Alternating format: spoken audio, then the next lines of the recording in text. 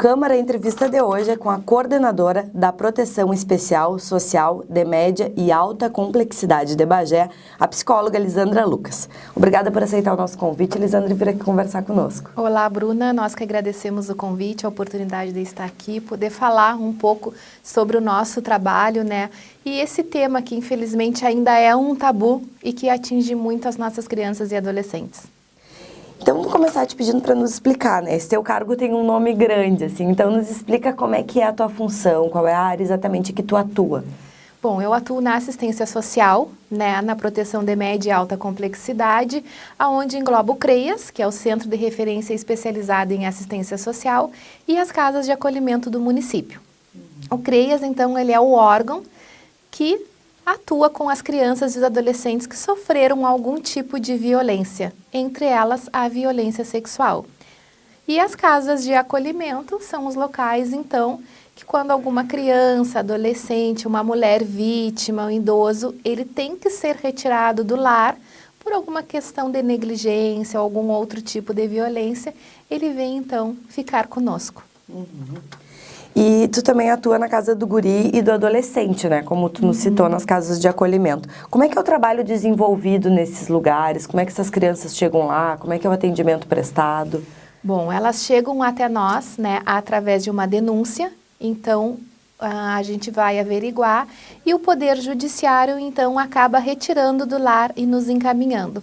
Por quê? Ou elas sofreram alguma violência, negligência, violência sexual, violência física, uma violência psicológica, até a questão do abandono mesmo. Algumas, após a mãe dar à luz, abandonam no hospital e elas vêm ficar conosco, então, né?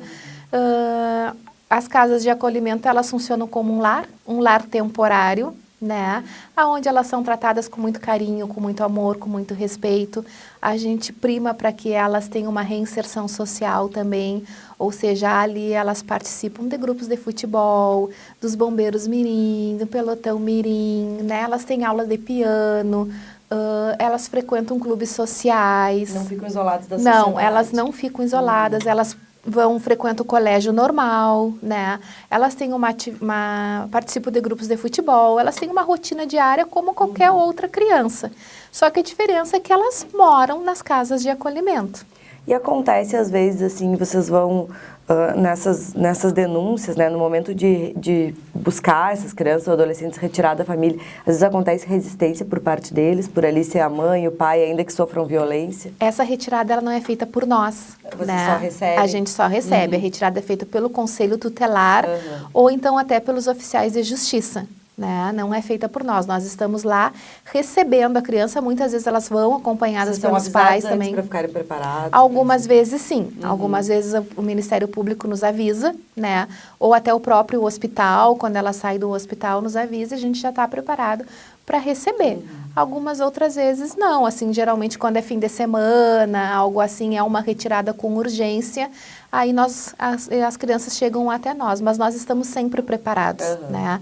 Temos 20 vagas na casa do guri e 12 vagas na casa do adolescente, né? A casa do guri está passando por uma reformulação, então, aonde a gente vai sair da casa do guri, vai para o lar de Irmão Santo Estevão, né? Ah, sim. Isso. E agora no mês de maio, né, é o mês de alerta da violência sexual contra as crianças e os adolescentes. Como é que é essa situação aqui em Bagé? Como é que são os dados? Como é que são os registros? Bom, a gente vem numa demanda crescente, né?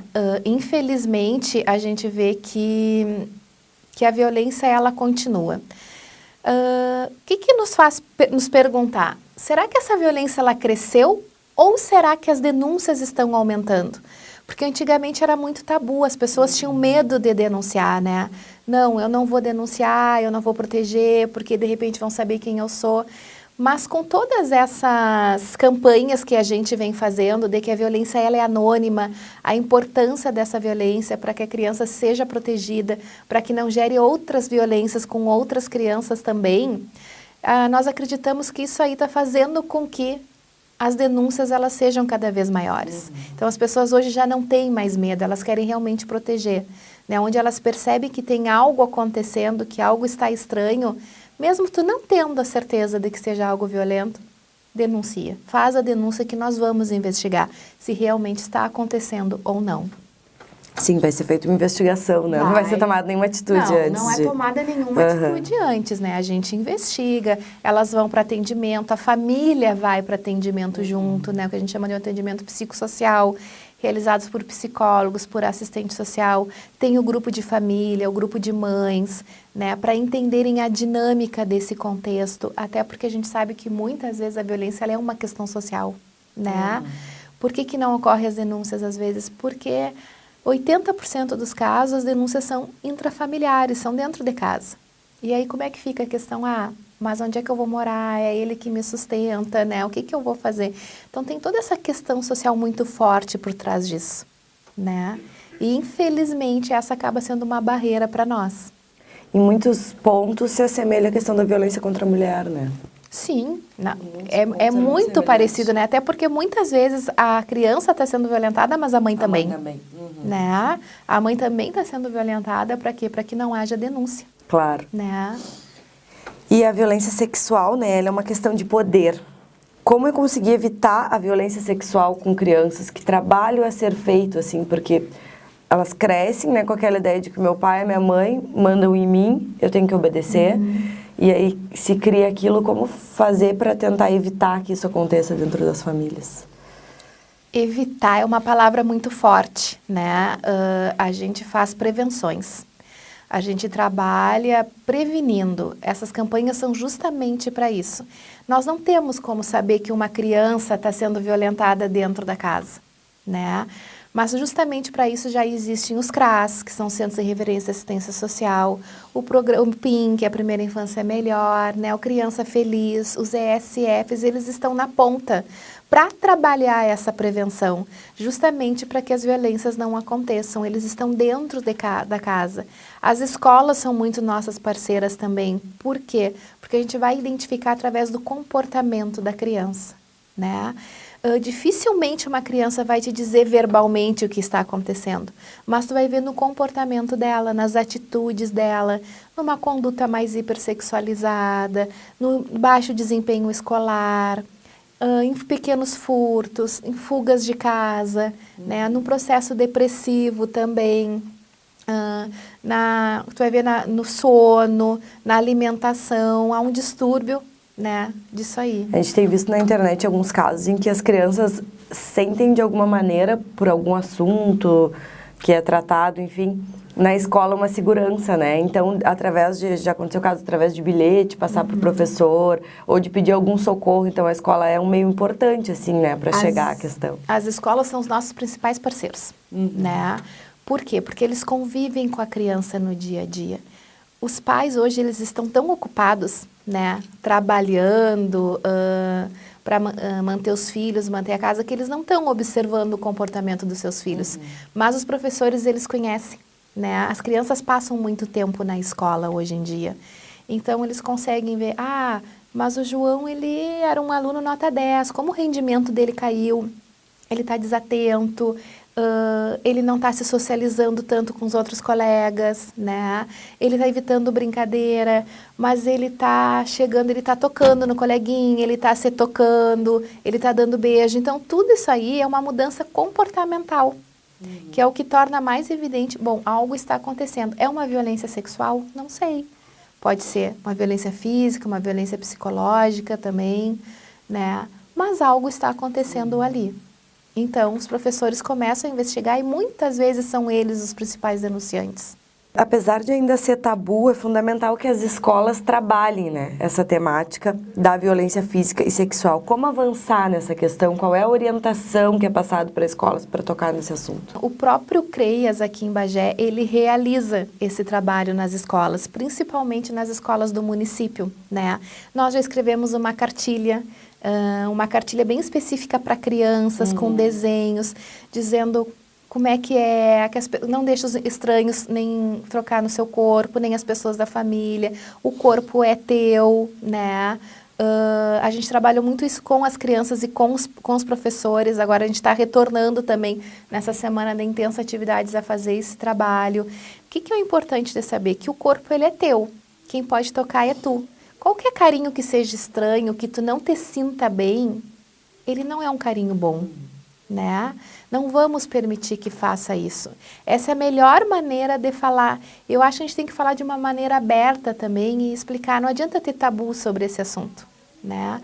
Por quê? Porque a criança hoje, ela entende, né? Os próprios meios de comunicação estão nos trazendo isso. Então, tu tem que ser o mais sincero possível e dizer para ela como acontece, né? Os teus órgãos íntimos, é só tu que toca, cuidado na hora do banho, não deixa ninguém te acariciar, né?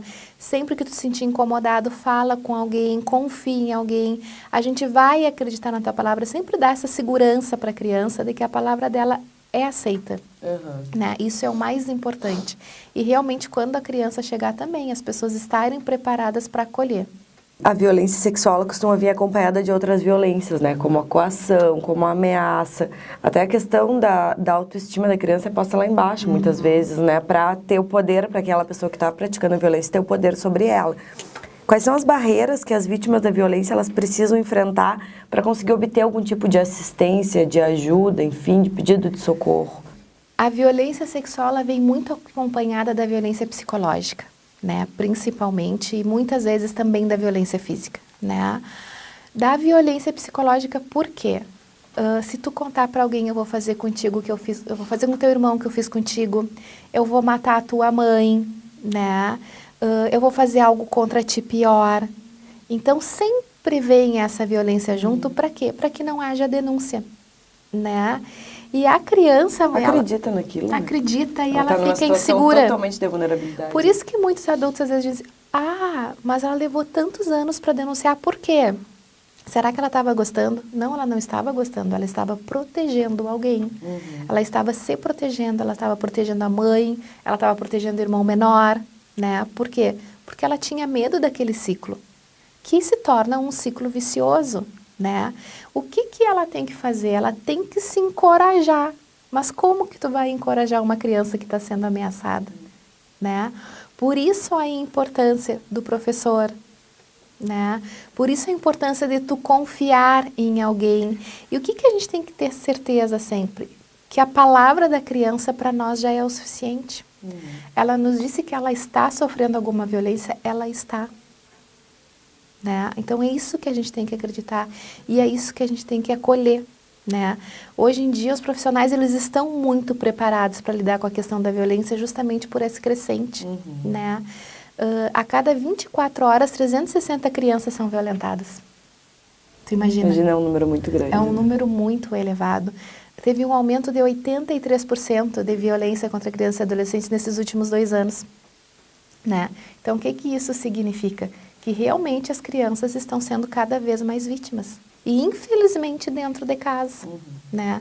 Só que os profissionais... Onde deveriam estar seguras, né? Deveriam estar sendo amadas, deveriam estar sendo cuidadas, estão sendo o quê? Violentadas, né? Então, assim, os profissionais, eles estão muito preparados para fazer essa acolhida, né? Para fazer esse entendimento. Não é fácil, né? Não é fácil tu lidar com essas dores, porque essas crianças, elas chegam muito sofridas para nós, extremamente traumatizadas, né? E se eu te disser assim, elas nunca mais vão sofrer depois do atendimento, eu vou estar te mentindo. Nós vamos cicatrizar essa ferida, mas em algum momento ela pode voltar a sangrar. Né? Que momento é esse? Nós não sabemos. E muitas vezes é uma questão que nem tu disse, tem que confiar na criança, porque a gente tem visto muitos casos que a agressão vem de uma pessoa idosa, né?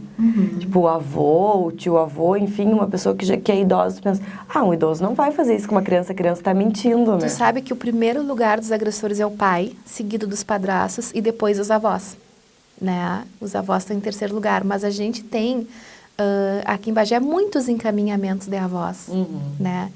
Que perpetraram essa violência, né? Que culminaram essa violência. Então, a gente não pode pensar assim, mas e como é que é o perfil desse abusador? Não existe um perfil, mas ele é uma pessoa assim, que a criança confia. Porque se a criança não gostar de ti, ela não vai deixar de te aproximar, né? Então, ele é uma pessoa geralmente dócil, que chega com um presentinho, um docinho, que conquista a criança para poder se aproximar dela. E apesar dos avanços As garantias de direito do Estatuto da Criança e do Adolescente, né, o ECA, como é chamado, ainda não saíram do papel, principalmente para jovens em situação de vulnerabilidade social. Como é que é o trabalho em áreas onde a violência, infelizmente, é mais naturalizada? É o trabalho de prevenção, né? É esse trabalho que é realizado pelos CRAS, que é realizado por esses grupos de prevenção, né? Que é o estar dentro da casa, que é o levar a informação, que é o participar das campanhas, né? Que é na questão da escola, os professores bem atuantes, é uma comunidade atuando junto. Não tem assim, tu acha que um dia não vai existir mais essa violência? Vai, né? Já é uma coisa que a gente vê... Queríamos que não, né? Nós queremos que não, mas vai. Porque não tem como tu saber, olha, lá na casa tal o Joãozinho está sendo violentado. Não tem, né? É um trabalho de formiguinha. É aos poucos, são com as campanhas de prevenção, é com a assistência básica chegando junto, fazendo a prevenção, né? E é muito como desculpa te interromper, como a violência contra a mulher, né? Não tem assim, mas na classe social mais alta não acontece, ou não existe isso, né? Pode vir da onde menos se imagina ou se espera. Acontece em todas as classes sociais, tanto com meninos quanto com meninas. Só que o que acontece? Nas classes de níveis mais baixos, ela se torna mais explícita, né?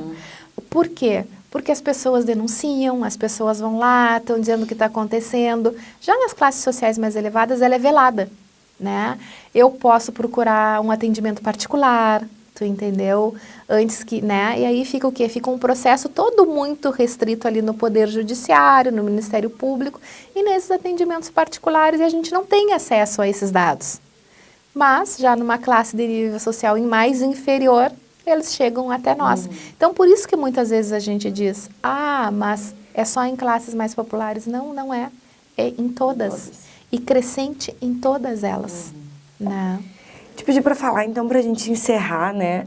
Quem perceber alguma coisa diferente, ou de repente até um professor que receber um pedido de ajuda de um aluno, um vizinho que escuta um barulho diferente na casa ao lado, enfim, aonde fazer essa denúncia, quem procurar, como proceder? Bom, procura o Conselho Tutelar da sua cidade, né, para fazer essas denúncias. Conselheiros, eles são muito atuantes nesse processo, ou então através do Disque 100, né?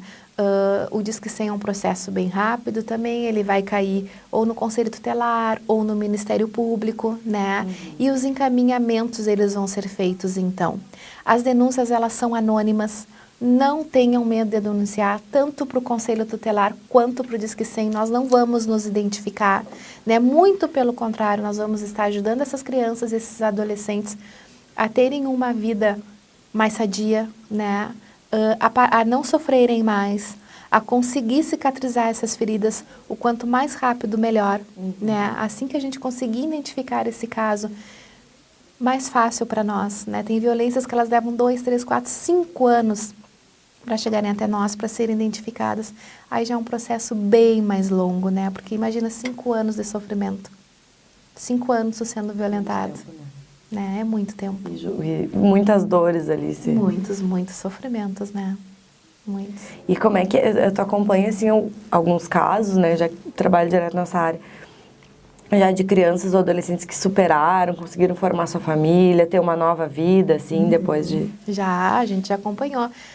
Meninas, né, que já fizeram a sua família, já se reconstruíram, hoje tem a sua casa, tem os seus filhos, conseguem levar uma vida normal, né, com seus companheiros, que conseguiram se estabilizar, mas aquela feridinha, ela continua lá, claro. Ela sempre vai ficar lá, né. Não tem como tirar. Não tem como tirar, mas elas conseguiram superar, né, superar.